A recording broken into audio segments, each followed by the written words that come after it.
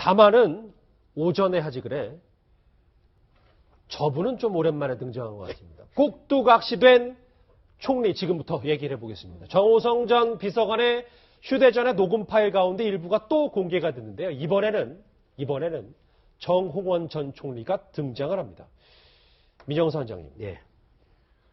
그러니까 정호원 당시 국무총리가 취임 이후에 첫 대국민 담화를 발표하기 전에 그 메시지가 최순실의 컨펌을 받은 거다라는 게 골자네요.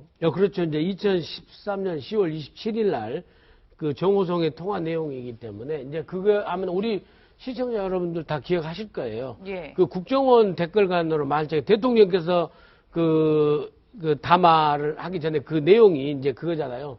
대통령께서는 어떠한 그 국정원의 도움도 받지 않았다. 이게 주된 내용 아니겠습니까? 그걸 갖다가 이제 정호성 그 비서관을 통해서 정홍원 총리가 총리 담화를 좀 이렇게 해라라고 하면서 대한민국의 국무총리를 담화를 언제 할 것인가, 언제 무슨 내용으로 할 것인가를 이 최순실 씨가 내용뿐만 아니라 시간도요. 시간까지 다 최순실 씨가 이렇게 한 거죠. 그러니까 사설 대통령, 아주 영락 없는 사설 대통령입니다, 지금. 자, 그러면 당시 2013년, 벌써 4년 전이네요. 실제 정홍원 전 총리의 대국민 담화 내용 같이 한번 집중해서 들어보실까요? 대통령께서는 처음부터 지난 대선에서 국정원으로부터 어떤 도움도 받지 않았고 제기된 의혹들에 대해 철저히 조사해서 잘못된 것에 대해서는 책임을 묻겠다는 뜻을 분명히 하셨습니다.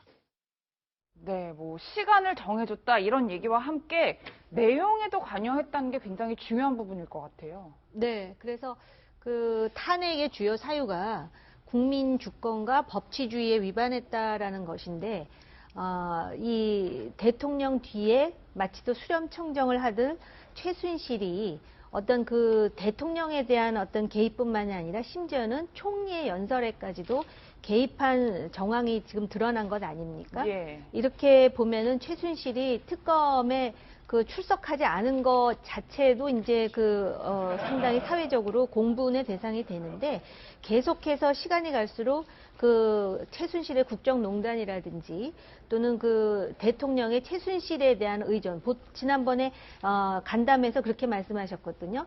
본인이 본인의 철학과 비전이라는 표현을 쓰셨는지 정확치 않지만 철학이라는 표현은 분명히 맞아요. 쓰셨는데 예. 그렇게 하는 것이지 내가 어떻게 그 지인이라 그래갖고 지인한테 또 심지어는 이제 그 전에는 시녀 얘기도 나왔잖아요. 예. 근데 이렇게 되면 진짜 그 시녀라고 볼 수 없는 그러한 증거들이 계속해서 나오는 것이죠. 잠시만요. 속보가 또 들어왔는데 오후 일정이 시작되다 보니까 뉴스 그 시간에 속보가 많이 쏟아져요. 네. 민주당 김병욱 의원이 교육부 감사관실에 자료를 공개했는데 지금 가장 뜨거운 인물인 정유라 씨가 이대 교수 6명에게 학점 취득 코치를 받았습니다. 그러니까 고로 덴마크에서 본인이 학점 좋은 이유를 모르겠다. 엄마가 시킨 대로 했을 뿐이다라는 게 거짓 진술 논란이 있는 거고요. 그래서 또 보니까 류철균 교수, 필명 이희화 교수를 포함해서 이대 교수 7명이 정유라 씨를 접촉했군요. 박준 변호사. 네. 저것도 그러면 이런 경우면 예. 류철균 교수가 지금 구속돼 있습니다. 예. 구속 사유는 뭐 강요죄, 제자들한테 뭐 했던 그 부분 빼고는 대부분 그 학점을 조작한 부분, 업무 방해 부분이거든요. 나머지 7교수, 특히 김경숙 학장 같은 경우는 유사한 범죄를 같이 저질렀다 봐야 되고 위증까지 플러스가 됩니다. 그리고 접촉했던 저 교수들 아마 특검에서 소환을 한다 그러면 체포도 가능한 상황이 아닌가. 그래서 이대의 특혜 부분, 특히 이 비리가 이제 교육부 감사관실 자료가 다 있는데요. 예. 입학 부분부터 해가지고 학점 취득하고 이 꽈락 안 맞게 하는 그런 부분까지 전방위적으로 조사가 가능한 그런 상황으로 보입니다. 고 박사님, 예. 본인이 나 학교도 안 갔는데 학점이 이렇게 좋은 이유를 몰랐다, 희한하다라고 했는데 저렇게 교수 6명이 가정교사처럼 둘러싸고 다 코치를 해준 거잖아요. 지금 저 자료를 보면. 그러니까 정유라는 덴마크에서는 그렇게 얘기를 했지 않습니까? 자기는 뭐 학교도 안 가고 그랬는데 학점이 나왔다. 그래서 엄마가 그렇게 모든 것을 최순실 씨, 어머니인 최순실 씨한테 다 떠넘겨버린 거 아닙니까? 자기하고는 관계가 없다 했는데 실질적으로 지금 교육부 감사관실의 자료를 보면은 저 김병욱 의원이 이렇게 공개한 내용을 보면은 정유라가 직접 이렇게 학교를 안 나오고도 점수를 받을 수 있는 그런 코치를 6명에, 그러니까, 유철균 교수 말고도 여러 개의 학과를 강의를 수강을 했을 거 아닙니까? 그러니까 6명이면은 3학점씩 교수 6명이 다 그러니까요. 달라붙은 예, 다 달라붙은 거죠. 그 교수들한테 아마 정유라가 직접 그분들하고 접촉을 했을 일은 없고, 최순실 씨가 접촉해서 정유라한테 이렇게 교수한테 좀 우리 애한테 알려주세요. 이렇게 해가지고 점수를 다 받은 거 아닌가. 그렇게 보여져요. 그렇기 때문에 정말 최순실과 정유라는 말할 것도 없지만 그래도 교수, 더군다나 우리나라 최고 명문인 2대 교수들이 학교도 안 나오는 그런 특수한 신분에 있는 사람의 그런 자녀, 본인들도 다 그 내막을 알았을 거 아닙니까? 이 사람이 어떤 사람이고 어떤 관계에 있다는 걸. 그러니까 저분들을 또 한번 조사해 볼 게 아마 최순실 씨가 개인적인 인사도 했을 수가 있지만 정부로부터 여러 가지 말하자면 연구와 관련한 돈들, 연구비 같은 것도 많이 특혜를 받았을 가능성이 저는 많다고 봅니다. 근데 일전에 우리 뉴스 특급에서 한번 얘기한 것 같은데요. 최순실 씨 비서관도 이제 봉투 6개, 선물 봉투 6개를 가지고 갔다 했잖아요. 예. 교수가 6명이네요. 뭔가 공교롭네요. 예, 그러니까 참 공교롭게 숫자가 딱 맞아 떨어지는 건데, 유철균 교수를 빼면은 6명의 교수라고 그랬는데, 그때 이렇게 리포트인지 선물인지 내용은 알 수 없으나, 아무튼 봉투 6개를 가지고 최순실 씨 비서가 이대로 가지고 갔었다고 그랬잖아요. 예. 아니, 근데 청담고라든가 다닐 때도 지금 문제가 됐던 게 지난번 서울시에서 조사했을 때도 돈질, 우리 속된 말로 봉투질을 많이 했던 거 아닙니까? 돈질을 줬는데 이제 거절하신 분들도 있었고 또 받은 분들도 있어갖고 문제가 된 거 아닙니까? 대학교는 또 다르잖아요. 그러니까 대학교는 더 단위가 높아졌다고 봐야죠. 예, 지금 정유라 씨도 정말 큰 문제지만 저렇게 학점 코치를 해준 교수들도 문제가 되는 거 아닌가요? 저는 그래서 코치를 해줬다는 그 자체보다도 조금 전에 말씀하셨듯이 고등학교도 아닌 대학교에서 학부모가 찾아온다 그래서 만나주는 총장도 그렇고 또 그러한 이야기를 했다 해서 6명씩 교수가 들러붙어서 저 코치를 해주게 된 근본적인 배경이 무엇인가를 찾아내야 되겠죠. 저 자체도 비난받아야 되지만 6명씩이나 교수가 그것도 이화여대 사학 100년 명문 사학의 6명의 교수가 한 사인을 위해서 저렇게 코치를 해줬다면 그 배후에 무엇이 있는가? 그래도 10불 받은 거 아니에요, 그러면? 그렇게 했는데도? 단순히 봉투 때문에 저렇게 했겠습니까? 그렇게 따지면은 앞으로 대학교에 봉투 들고 찾아올 엄마들이 많게요. 그건 아닐 것 같습니다. 그렇기 때문에 그거를 찾아내면서 이 배후, 뒷배가 무엇인가? 왜냐하면은 어제도 무슨 얘기가 나오냐면 김경희 학장이 예. 유철균 교수에게 이 학생이 이화여대를 들어와 갖고 학점 문제 때문에 우울증과 스트레스가 심하니 우리가 보상을 해줘야 되지 않느냐라고 말했다는 게 변호사의 이야기거든요. 예. 그 보상이라는 표현이 저는 굉장히 이상했습니다. 그렇기 때문에 그 뒷배경을 찾아야 되는데 과연 저 사람들이 입을 열 것인가. 청문회에 와서도 천연덕스럽게 위증을 지금 했다라는 걸 저렇게 이제 다 드러내고 있는데 그걸 찾아내는 것이 특검의 몫이고 또 요번 사건을 계기로 국정농단에 좀 더 초점을 맞춰야 되지 않을까. 지금 특검이 해야 될 일이 아까 그 말씀도 하셨잖아요. 덴마크 가서 압수수색 해야 되는 거 아니냐. 그렇게 하면은 특검이 할 수 있는 일이 너무 제한돼 많아지니까요. 있는데 해야 될 일이라고 기대되는 게 너무 많기 때문에 오히려 본질이 흐려질 수가 있다는 생각도 잠시만. 들었습니다. 정원 총리 얘기해야 되는데 저 속보가 돌아가지고 박준 변호사님. 네. 하나만 더 정리할게요. 네. 정유라 씨가 워낙 지금 덴마크에서도 이슈가 되고 있기 때문에 저런 속보 나오는. 그렇죠. 교수 6명이 코치를 다 해줬다는 죄목까지 추가가 되면 글쎄 송환과 또 관계가 없는 겁니까? 저 부분이 좀 궁금하네요. 그렇게 저게 되면 더더군다나 본인이 구속될 가능성이 커지거든요.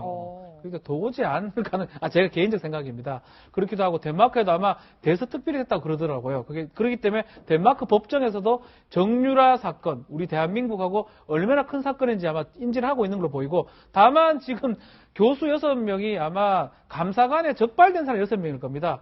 저는 조금 이거는 추측이긴 한데요. 더 많지 않을까. 학교를 얼만큼 다녔는지 모르겠지만 예. 적발된 사람만 6명이고 6명이 특혜를 주면서 학점을 잘 주게 상담했다는 거예요. 학장실 돌아가면서. 잠시만요. 근데 청문회에 있다 그림도 나올 수도 네네. 있겠지만 김경수 학장이라든지 김경수 학장이죠. 최경희 전 총장이라든지 네.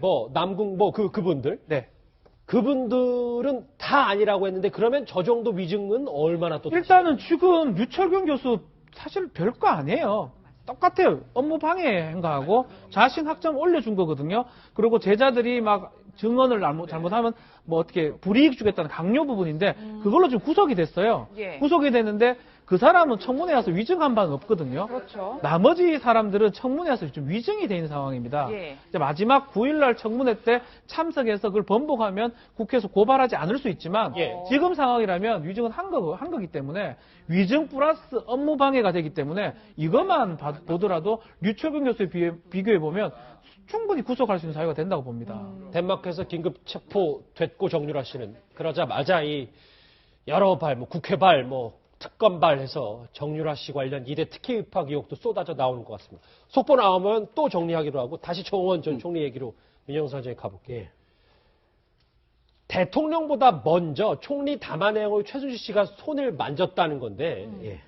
이건 계속 생각할수록 좀 충격적인 것 같아서. 아주 충격이죠. 그리고 이제 그 또 대통령께도 정호성 씨가 보고한 걸 보면은 그 최순실 선생님하고 상의를 했는데 적절치 않은 부분이 정리해서 따로 정리했다라고 또 대통령한테 먼저 보고하고요. 그래서 내용이 최순실 씨가 대통령이 최종하기 전에 먼저 본 겁니다. 이게 컨펌을 하라고 해서 그대로 지시를 한 거죠. 그리고 어찌 또 그 부분입니까?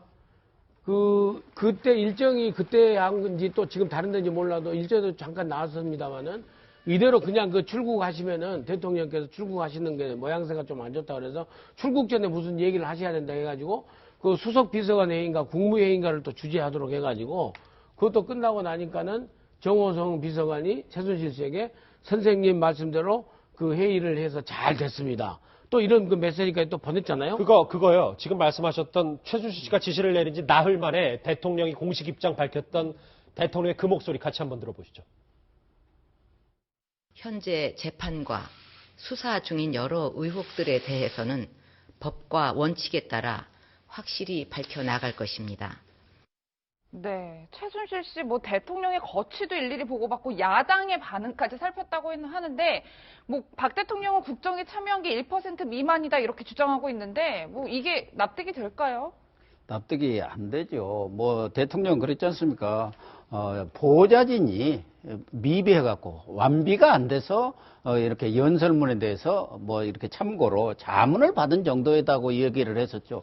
그러나 지금 보면은 정홍원 총리의 그런 담화 같은 것은 최순실 씨가 아이디어를 내고 내용도 지시를 하고 그것에 대해서 시간까지 한 데다가 그 초안을 미리 받아가지고 그것에 대해서 말하자면 수정을 가해서 다시 보내고 이렇게까지 된 거 아닙니까? 그러니까 최순실 씨가 정홍원 총리의 담화 내용에 대해서 전면적으로 다 처음부터 끝까지 우리 언론사로 말하면은 아주 기사 취재에서부터 데스크까지 다 박아가지고 정홍원 총리가 가서 읽기만 대독만 한 거예요. 뭐 대독. 여기까지 정원 기자였습니다라고 말만 한 거잖아요. 네, 대독 정리죠. 그래서 더군다나 그 수석 비서관 회의도 원래 대통령 나가기 전에 시간이 없어서 못 한다 했는데 무슨 소리야?